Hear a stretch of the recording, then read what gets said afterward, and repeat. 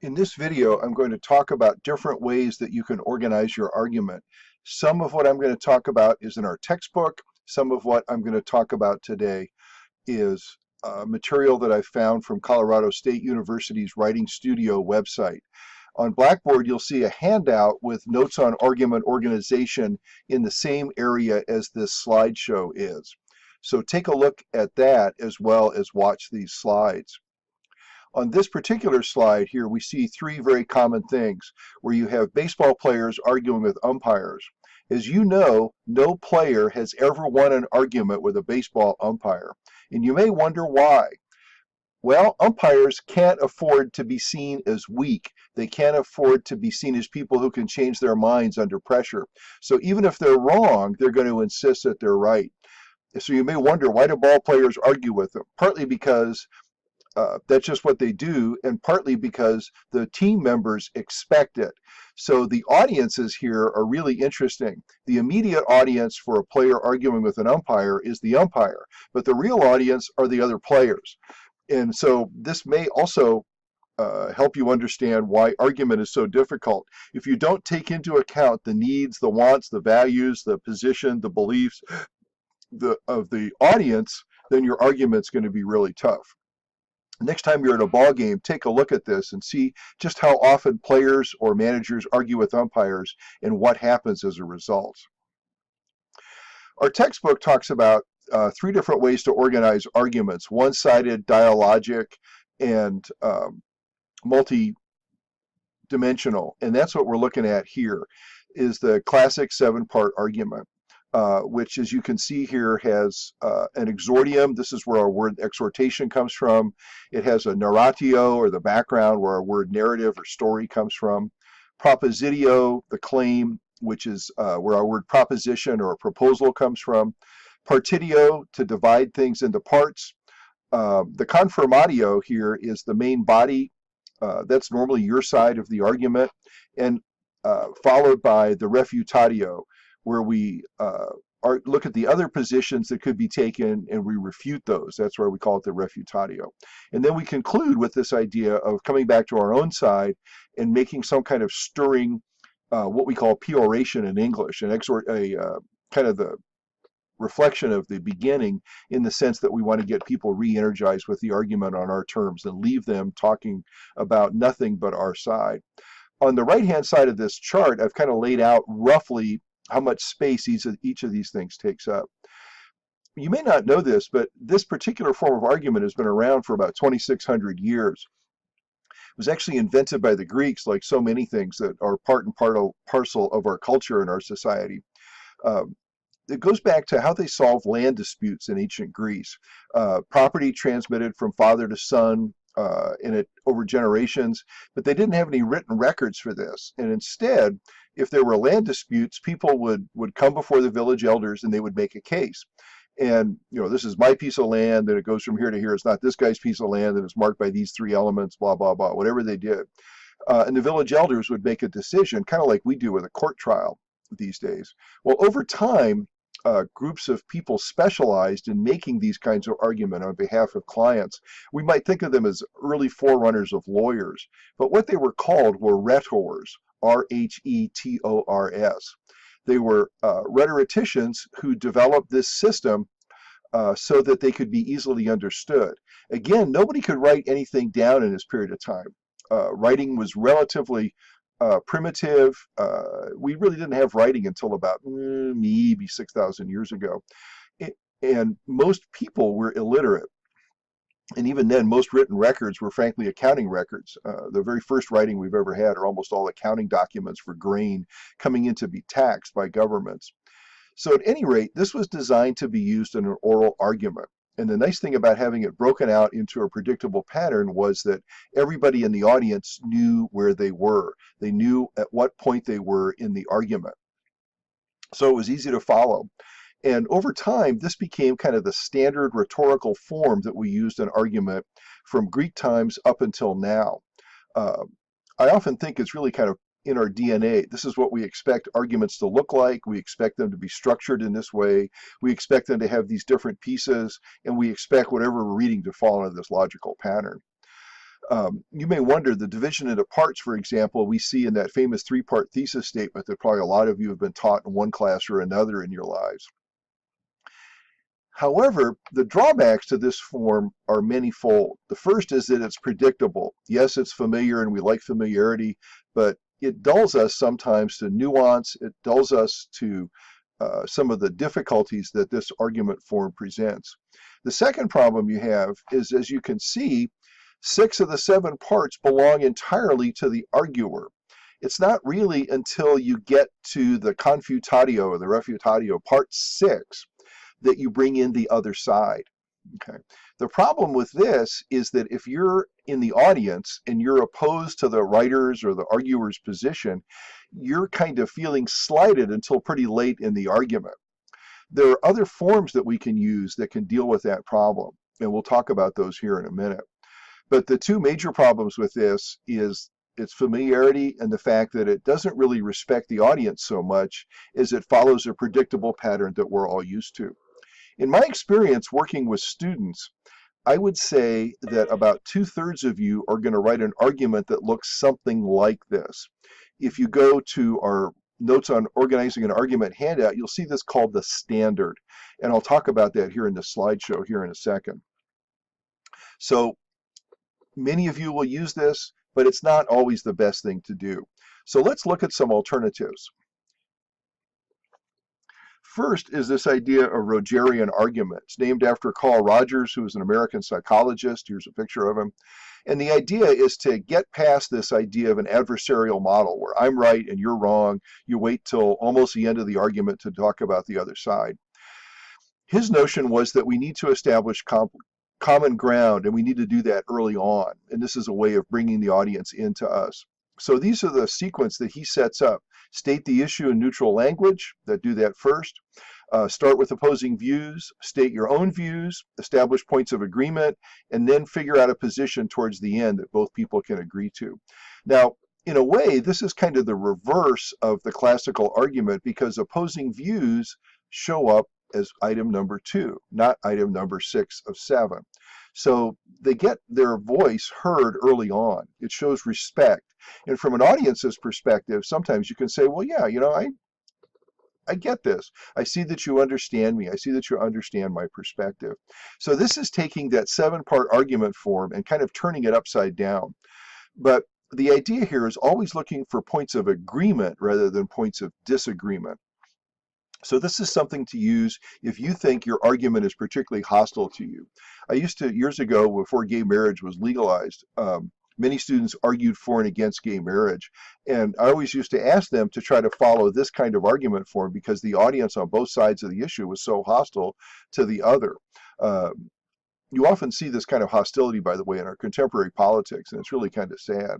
I often think that Rogerian argument has more of a place in our politics than we ever give it credit for. This is a really good model, again, if you think your audience is hostile. And if you're looking for help with it, you can see Chapter 7 in Writing Arguments, pages 112 to 22, gives you a really long discussion of it, very useful one, and an example of what a Rogerian argument can look like in practice. If you go to our Notes on Organizing an Argument handout, you'll see some more information about this argument form. Another way to think about argument is this notion of mediating versus adversarial. Okay, a mediating argument is more like a Rogerian or a dialogic argument or a delayed thesis, where you're trying to establish an environment in your argument where two people can reasonably disagree, but that both sides are respected. And so you present in that multiple points of view. That can really be helpful if you do have an argument or a topic that doesn't have one clear solution to it. And so this is one I encourage, but I don't ever see too many of them. Okay, adversarial arguments tend to be ones where there's a winner and a loser. In that 7-part classical model, or what our textbook calls a multi-sided one, those are adversarial arguments. You've got a winner and a loser. You've got a I'm right, you're wrong kind of model. And like I said, we're kind of used to that, but it's not always the most effective. So this is one other way to think about arguments. Think about Rogerian arguments as mediating. Think about multi-sided or classical arguments as adversarial. These are important terms because they use them in this Colorado State University Writing Center handout that I have posted to Blackboard with some of my own ideas. I keep coming back to that because it's a very useful handout. Another way to think about this also comes from our handout, and that's a way of dividing arguments up into arguments that are deductive and arguments that are inductive. A deductive argument, you establish your position early on and then you follow it all the way through. You can do that with a mediating argument, but it's tough. This fits better more into an adversarial model. An inductive argument, your position comes in later. Okay, you saw that in the Ellen Goodman argument, womb for rent, in chapter 8.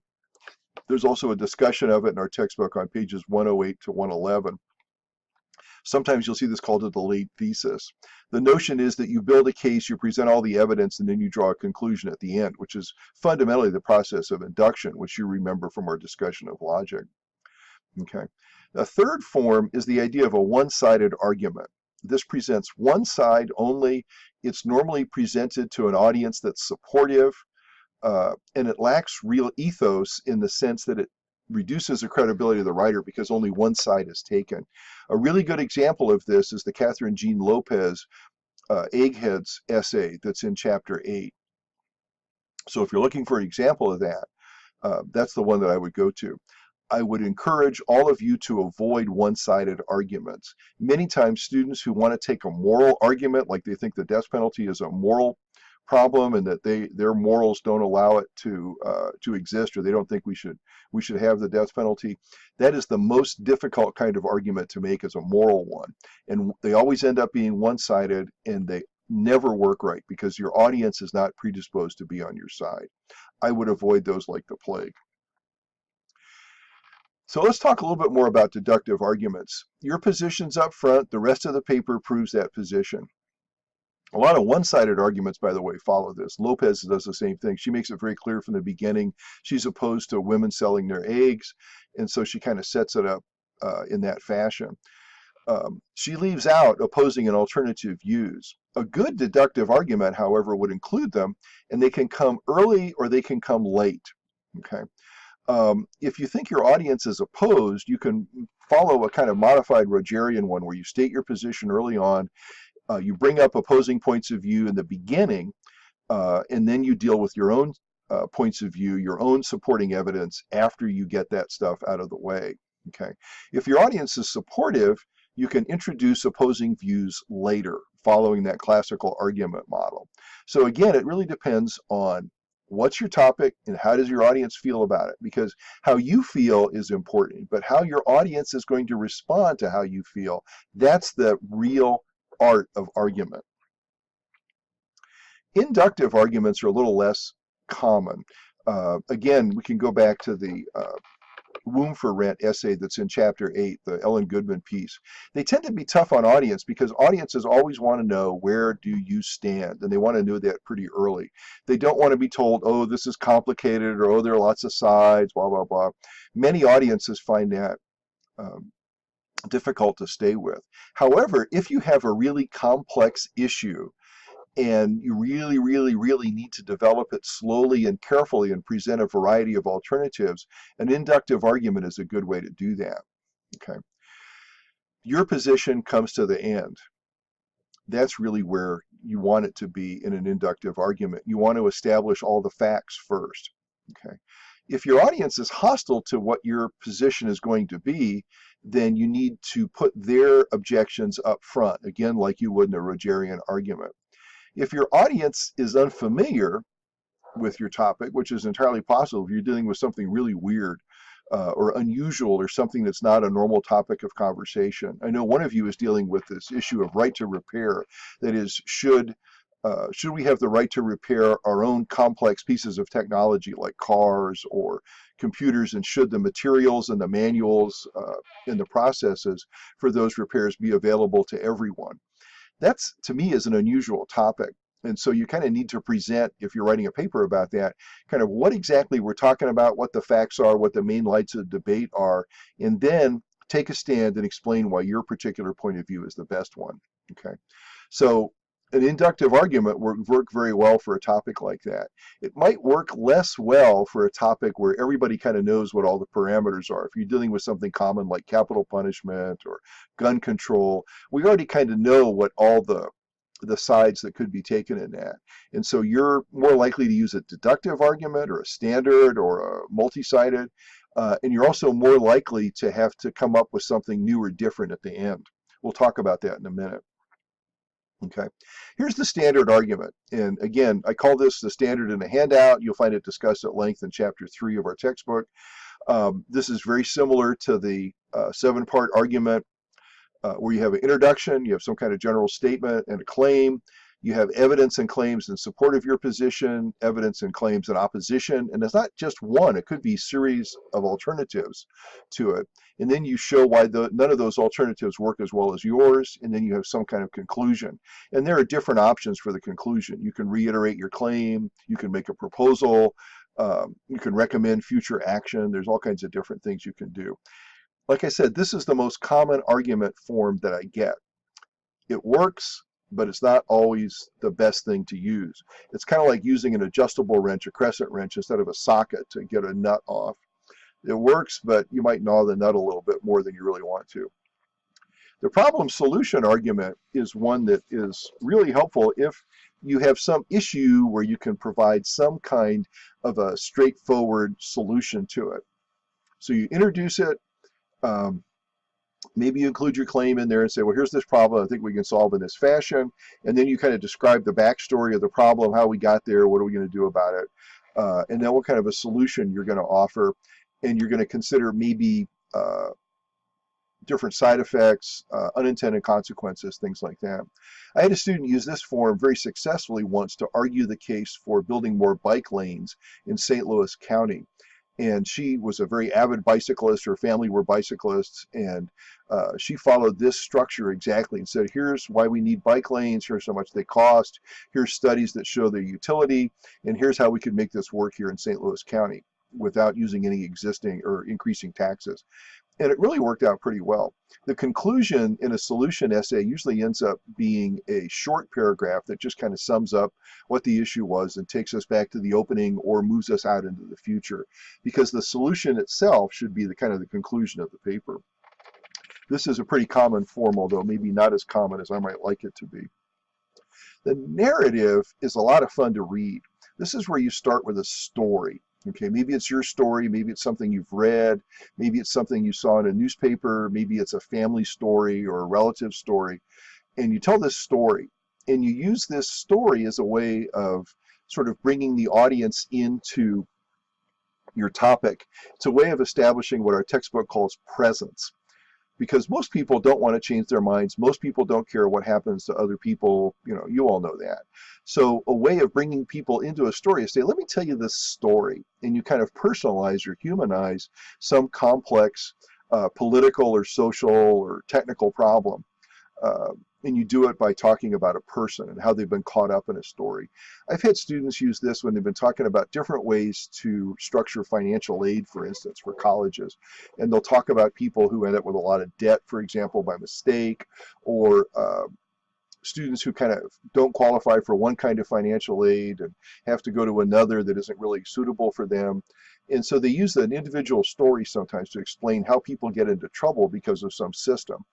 And then the second part would be information about alternative ways to look at this.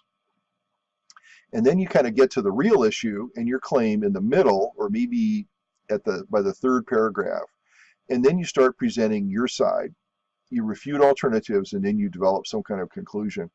This structure is in the argument organization handout in more detail, and there's different options that they've offered. This is actually kind of a modified dialogic. But the idea is that you begin with a narrative, at the end you come back to that narrative and you bring it up to date and you tell us what happened next. And that can be a very useful way of structuring an essay, because it's got a clear beginning and a clear ending that reflect each other. And audiences like that. They like that sense of completion, of a circle being drawn. How do you choose? Well, the hardest thing is to know who your audience is. And as you know from this week's different task, you're asked to do an audience analysis worksheet. So take that as seriously as you can. Know where you stand, develop a claim, and then follow the claim type model of those 5 different ones that we looked at in chapters 10 through 14. Make sure you understand fully alternative people's points of view, and you understand where your audience stands with regard to those alternatives. You can't be rude, you can't be dismissive, you have to be objective and straightforward. And you got to know all the facts. You've got to be in full possession of all the kinds of information that you need to make a good case. And you also have to be open to change your mind. I've had a number of students who will write a version of an argument for the argument paper that's due, in our case, at the end of week 6. And then when they revise it, they completely change their minds. And that's okay. That's all part of the process. So you should be open to the fact that whatever position you take is tentative, in the sense that the more you know as the course goes on, the more likely it is that you're either going to be confirmed or you're going to change your mind. And again, I've got sample student essays on Blackboard, so take a look at those, and I hope they'll help you make some decisions on your own. Thank you for your attention.